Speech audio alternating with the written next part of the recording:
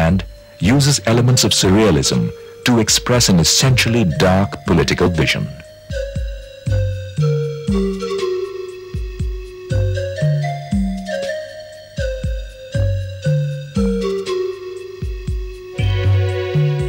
Another group of painters have drawn their inspiration from the philosophical concepts of Tantra, in which the union of the male and female principles becomes the source of all energy, creativity, and enlightenment. In this group are G.R. Santosh, who died in early 1997, and Biren Day.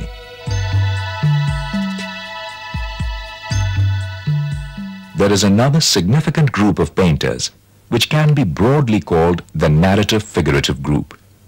This is identified primarily with the Baroda Faculty of Fine Arts.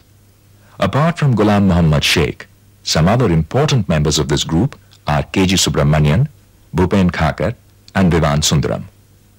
Of course, the vision of these painters are very different and complex, but at one level, all of them narrate the stories of our times.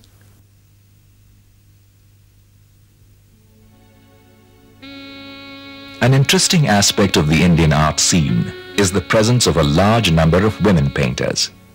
Amongst these is Arpita Singh, who is involved with the questions of anxiety as related to women in a male-dominated society. Nalini Malani, a Bombay-based painter, is also concerned with feminist issues, but in a much more direct manner than Arpita Singh. On the other hand, Madhvi Parekh, a self-taught Delhi-based painter, is not concerned with overtly feminist issues at all. She seeks inspiration from the folk arts of Gujarat, where she grew up in a village.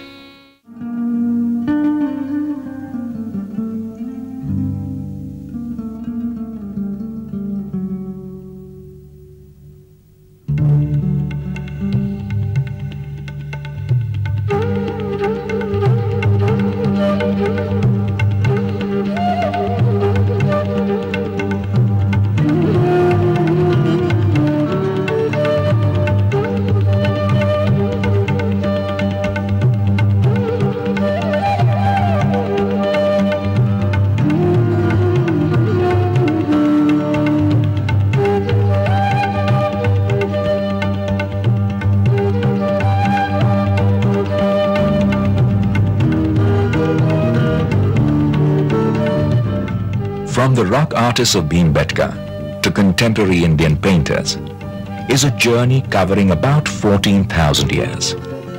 We've tried to provide only a few significant glimpses. For the rest, the interested viewer, like a serious artist, will have to use his own light and to choose his own path to fully appreciate one of the richest art traditions of the world, that is Indian painting.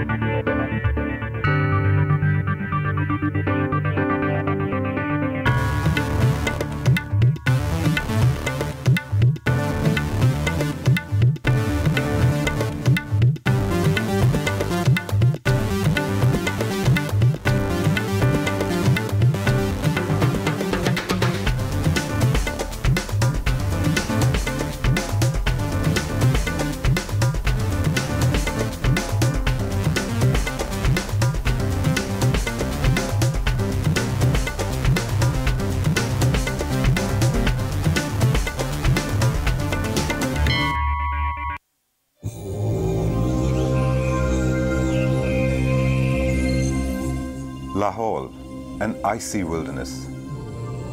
A time capsule of what the Earth may have been like in the last ice ages. A fantasy landscape of serrated rock and snaggle-toothed hanging glaciers, where the only oddity is a human being.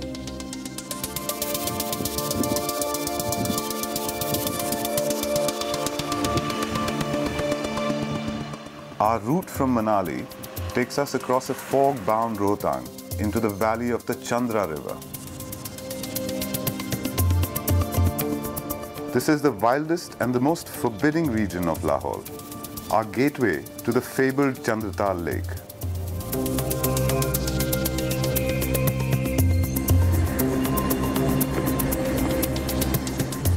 The road soon degenerates into a mere track in the rubble-strewn wilderness, and with Koksar, the last inhabited village, well behind us, we are truly on our own.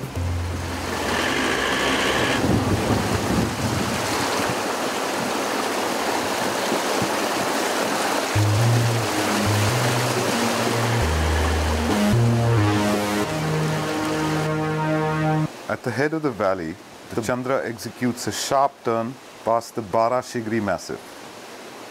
The Chandra here is a different creature, untamed and wild, swollen with the meltwaters of the gigantic Bara Shigri Glacier. Grey at a time of the year when all other rivers and streams are blue. Keeping company with the torrent is the wind. The region around Batal is sited at the mouth of the gigantic Bara Shigri Glacier. The glacial winds starting up like clockwork at around midday. For its altitude, a lowly 11,000 feet, Batal is probably the windiest place in the Himalayas.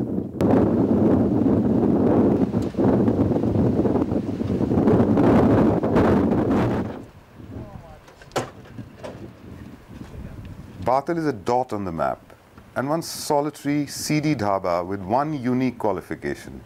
It's the only roof within 50 kilometers. And Batal is one place you need the roof.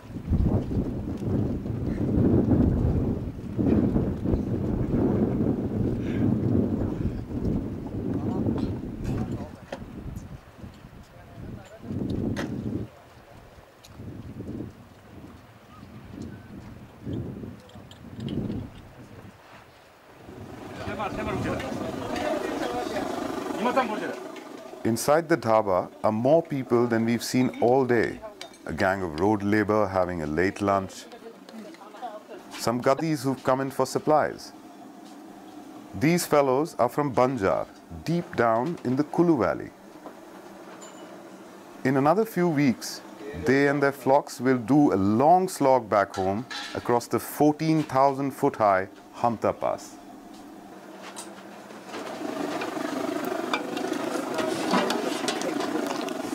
So at 50 bucks a night, we have a place to park ourselves and our sleeping bags, while the wind howls outside and the shadows lengthen over the tortured landscape. The next morning, we divert off the main road, such as it was, along the broad glacial valley of the Chandra River.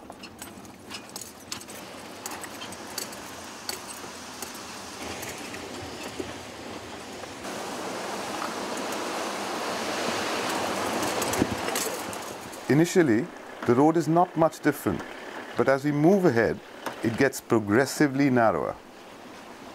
I don't even want to think of a vehicle coming the other way. Luckily, nothing does. A few kilometers further, it's like a comic book track winding up the mountain. But there's nothing funny about the workout our shock absorbers are getting.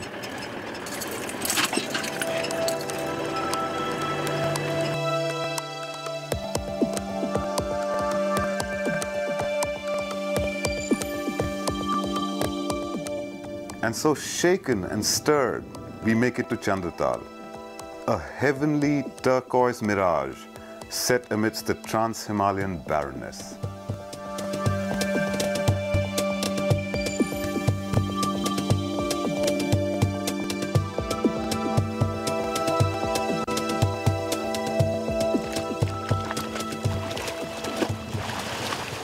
Vipul turns out to be very organized. He's actually carried swimming trunks. And he reaps the reward.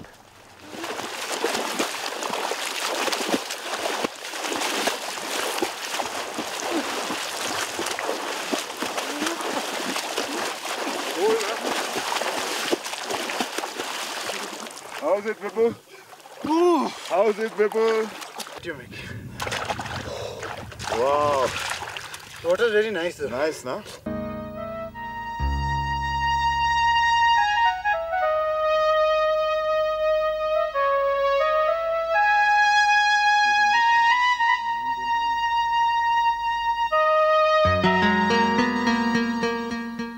Surrounded by high peaks, the turquoise waters of the Chandratal occupy a glacial depression.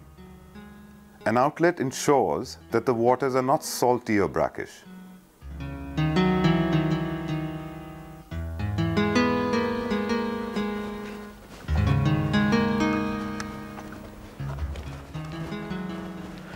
This is a lovely spot, you know? Yeah. The landscape is so exciting. Yeah. That's the Mulkila Massif. Okay. And here's the Chandrabhaga Massif. Okay.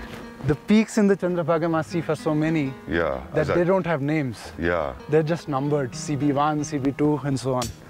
And that's the Chandra River, cutting through the two massifs and flowing towards the Bhaga. Okay. There's our lovely lake. There's the Kunzum Pass, which leads into the Spiti Valley. Yeah. The landscape is so exciting. I'm waiting to see your panoramic shot. Well, that'll take a little time, but this is fantabulous, man. Look at the view. You know, there's a Laholi legend Yeah. that Mulkila is home to a demoness. I think she stays behind that somewhere, you know, behind that glacier. Ah, Yeah. you can see her, can you? I can't, man. We might have to go there to do that. You like to come? As the sun moves through the sky, the appearance of the lake also keeps constantly changing.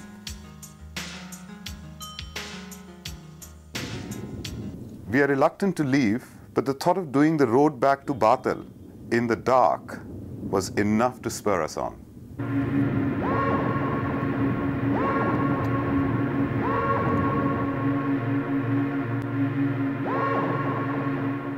So it's back down along the Chandra as it cuts its way through an ever-deepening gorge for its meeting with the Bhaga. Here at Gondla, the gorge closes in. Okay. And you see this wall of rock? Yeah. Well, it towers over the river at 3,350 meters. Okay. Probably one of the few places in the world where you can see a site like this. That means that we are standing at approximately 11,000 feet, and the top of that gorge is 22,000 feet, friend. Wow.